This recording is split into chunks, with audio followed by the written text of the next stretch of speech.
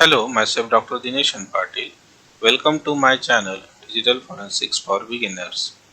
In this video, which is titled as Data Carving, we'll discuss the theoretical concepts of the data carving. As we are aware of that, whenever a particular file have been deleted by the particular user of the computer system, so that particular file or the data of the particular file does not get deleted from the hard disk. Only the entries that have been made in the file table of the file system of the particular operating system, only that entry gets deleted from the particular file table. So certainly it is possible to recover that particular file from the hard disk, provided that the particular data of the particular file is not being overwritten by some another data of some another file. So in the data carving, what actually is the data carving? It is also called as a file carving. So file carving or the data carving is a forensic technique which is used to recover the data without the using of the file system metadata, and it is based on the file structure and the content. So every particular file is having a particular structures, and it is a particular file is started with a particular header and ends with a particular footer. So this particular concept can be used to identify the beginning of a particular file based on the header part and the ending of a particular file based on the footer part. So that concept can be used by the certainly is being used by the particular data carving concept.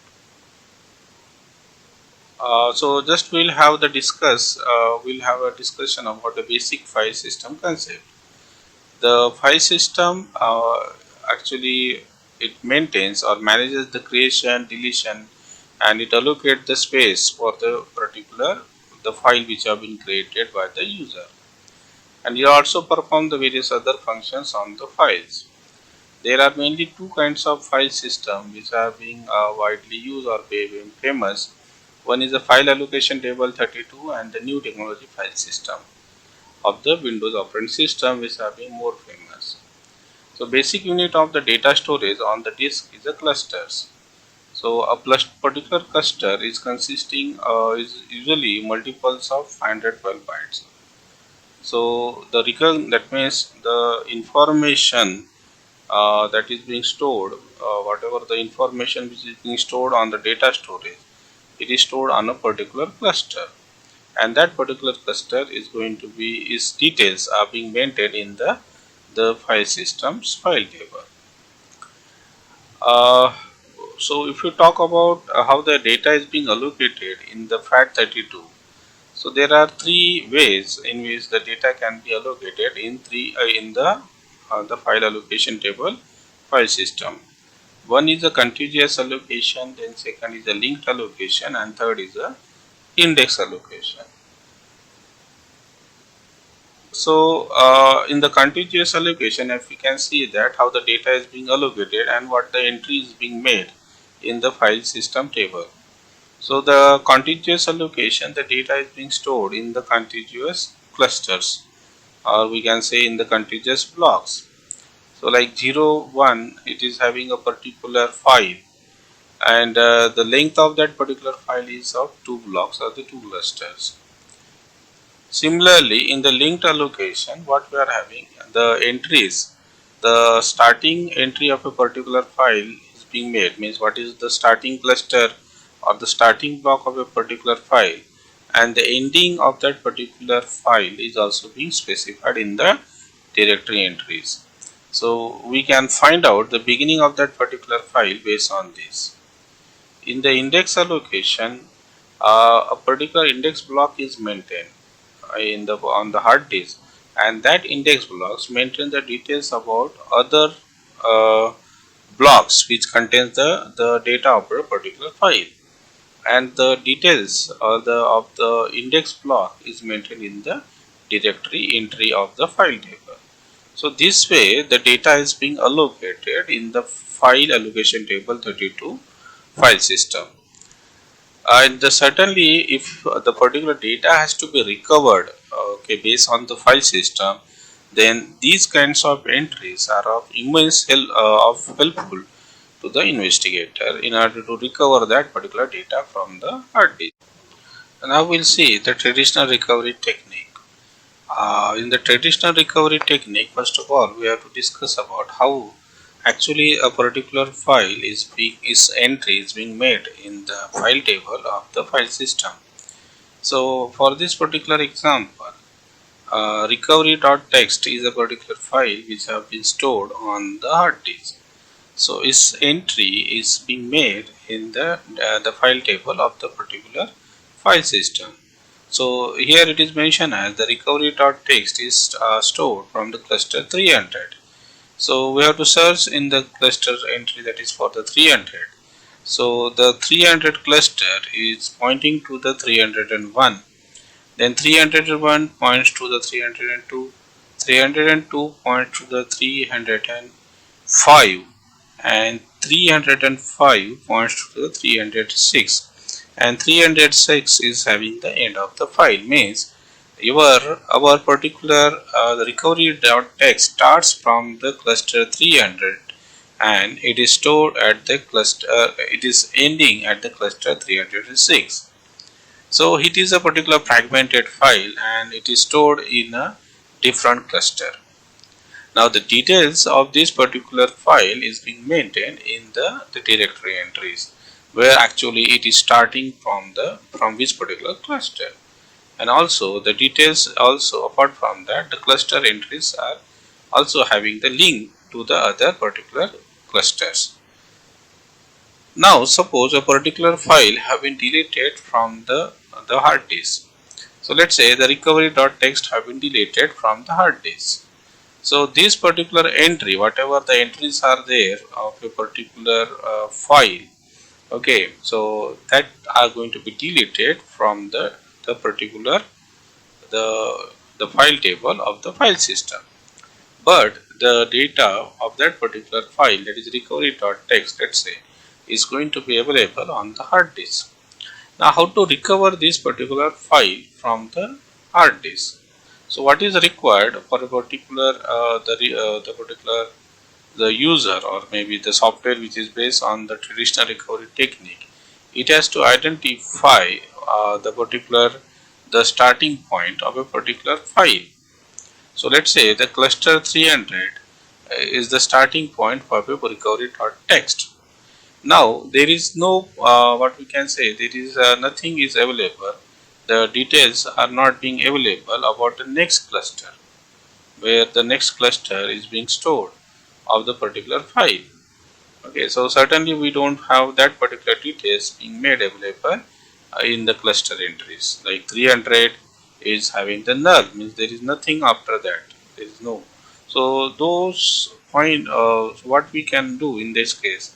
So we have to find out all those particular clusters which are having the next entries at null. So here in this case, the clusters 302 also is having the null entries. Similarly, the cluster 305 is also having the next entries. Next cluster entries as 0. Similarly, 305 is also having the next entries as a 0. So certainly we have to find out all those particular the cluster which are having the next entries as a null. So we may assume that those particular cluster belongs to a particular file. So that way we can find out all those clusters which belongs to a particular type of file.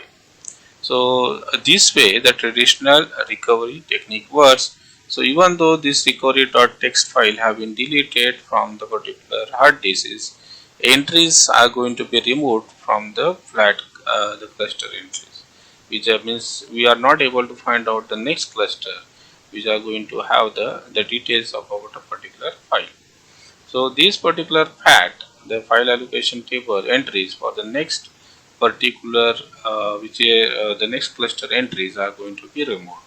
We are unable to trace that particular entries, but we'll be having the starting cluster entries like this, like a cluster 300. So here we are having that details. Okay, so fat cluster entries like a 300 is having the null for the next cluster entries. We can find out a particular cluster, okay, which is having the next null entries, and based on that we can find out all those clusters which are having the next cluster entries as null. So we can assume that means the traditional recovery technique, it assumes those particular clusters which are having the next cluster entries for a particular cluster as null, and those are being those particular clusters data have been recovered. They have been assembled together and they have been recovered. So this way the traditional recovery technique works. Now, what actually is the data carving? In the data carving, we don't make use of the file system metadata which have been used in the traditional recovery technique. So, without making use of the file system metadata, the recovery of the file is being performed. So, what it use? Certainly, the tools is required to have the knowledge of the structure of the file being implemented in that particular tool in order to recover the particular file from the hard disk. Now, how the file carving can be performed? File carving can be performed into different categories. Okay, one can be recover a particular file which have been non-fragmented, means a particular file which is in contiguous location or the contiguous cluster. So those files can be recovered. Second is about the fragmented file. If a particular file is fragmented, so that file also can be recovered by using the data carving concept. The first generation of the data carving, it performs the recovery of the file which have been non-fragmented, means which is in a contiguous clusters or the locations. So that can be used, that was being used in the first generation of the data carving concept. Why this data carving is important? Because suppose a particular malicious user is there and that particular user has deleted the important file of his malicious activity from the hard disk. So certainly it is important to recover those particular file from the hard disk. So certainly this data carving concept is helpful in that direction. Now, how we are able to recover a particular file? As I said that we require to have the file structure. So every particular file which is available on the hard disk is having a header and a footer information. The beginning of a particular file is being marked with a particular header, and thereafter the ending of a particular file is marked with a particular footer. So this particular, for a consider take an example of a JPG image. So its header cluster, it begins with the sequence FFD8. The header part of a particular JPG image begins with the header with the particular FFD8 byte sequence. Similarly, the JPEG image footer cluster, it contains the sequence FFD9. So that will indicate the end of the JPG file. If a particular file that have been deleted, and let's say JPG file have been deleted, and if during the going through the particular hard disk, okay, by the we find out some FFD8 kind of byte sequence, so we can consider that as the beginning of the JPG file. Similarly, if the particular file, if the particular sequence that we identified on the hard disk is FFD9, then we can term it as the end of the particular JPG file. So this concept is being used in the data carving. But there is a problem is also there, that some files don't have the footer information. So then it becomes quite difficult to identify what is the end of a particular file. So like BMP file, that is a bitmap file, it does not have the footer parts. Okay, so in that case the file size and the number of clusters and other information which is present in the header part of the particular BMP file can be used to know where the particular file ends. So this concept is being used. So how we can identify the header part? So header part is also being added, will be identified by using a particular byte sequence.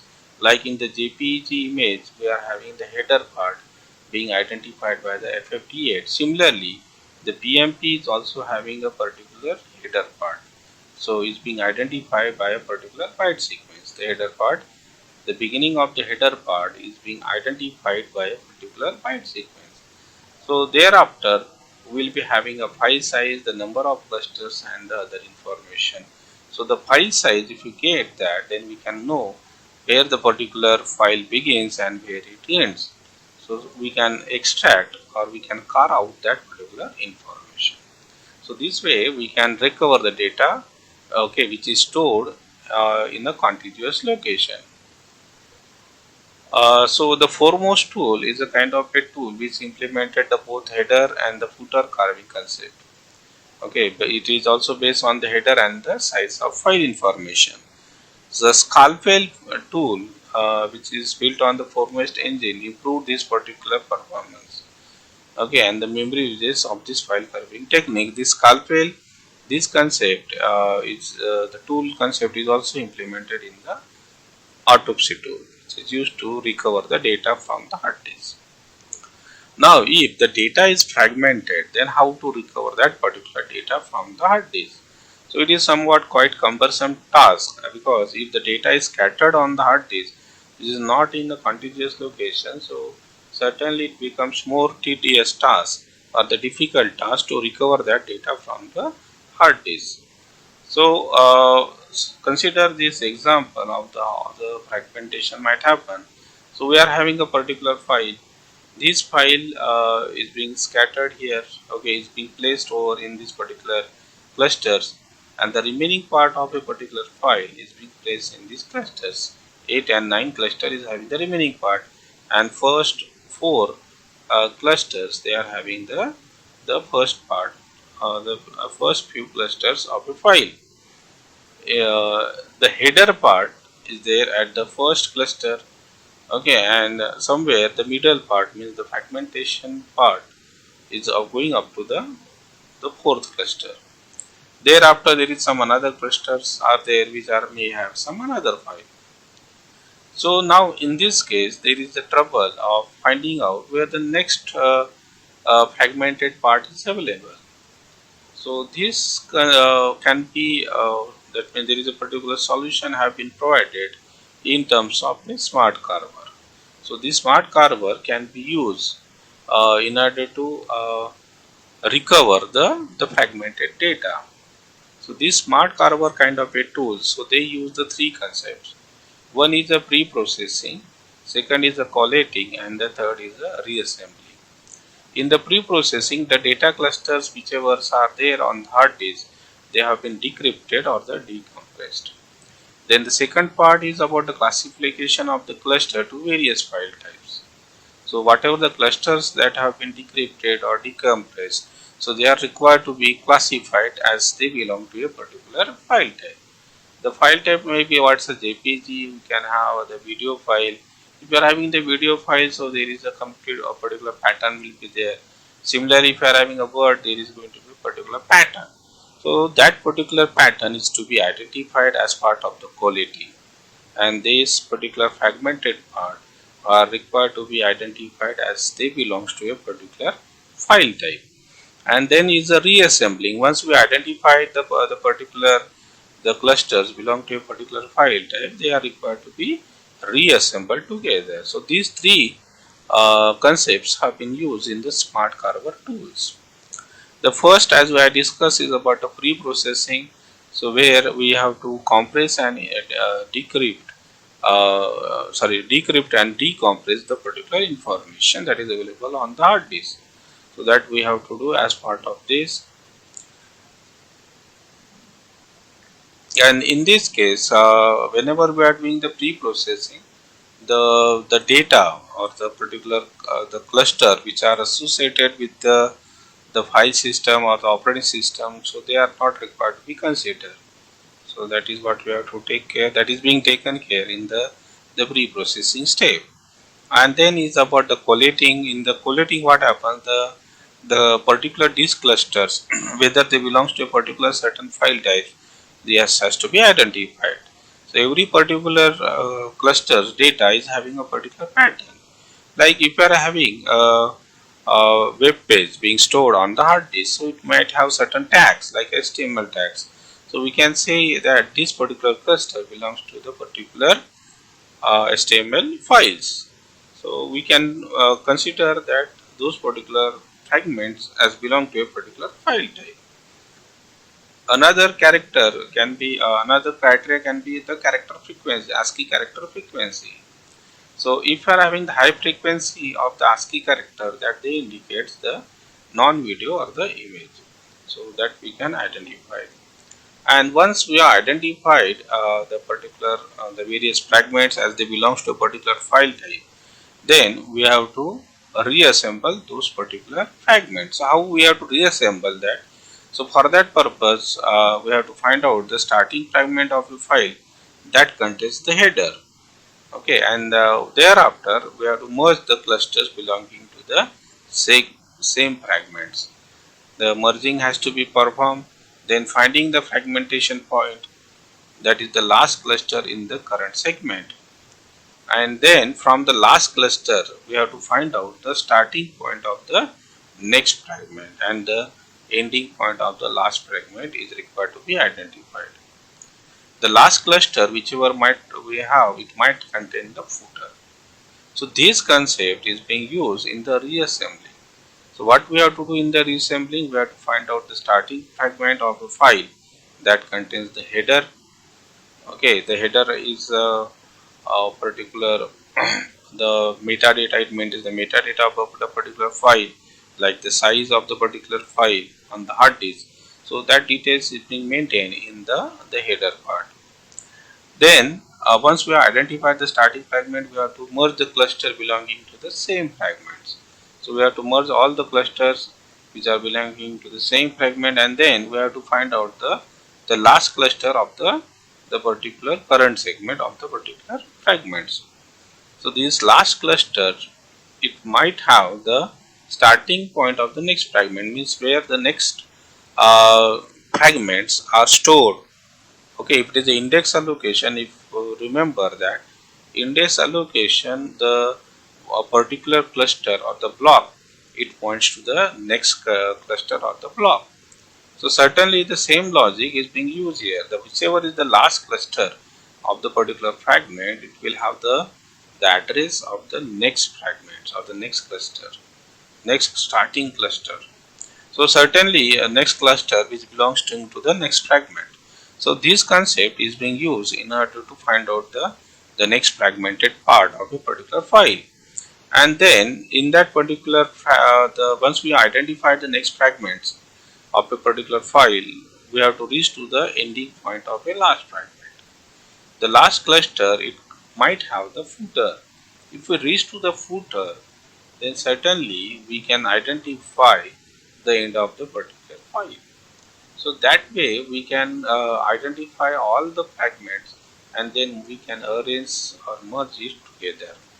If in the worst case, if we don't find out the footer of a particular file, then the size of a file which is identified in the header part of the first fragment of a file, so that can be used in order to find out the last whatever is the last cluster of a particular file. So these concepts have been used in the smart Carver. So the smart Carver uses the three concepts. One is about the pre-processing, then second is about the collating and the reassembly. So the data carving it is used in order to recover the data of a particular file which have been deleted without making a use of the file system metadata. So here the data carver tools are there, like Autopsy, which makes use of the which have inculcated the scalpel in it, or the scalpel which is a GUI which is just a command based tool, also make use of the particular the data carving concept in order to recover the deleted file from the hard disk.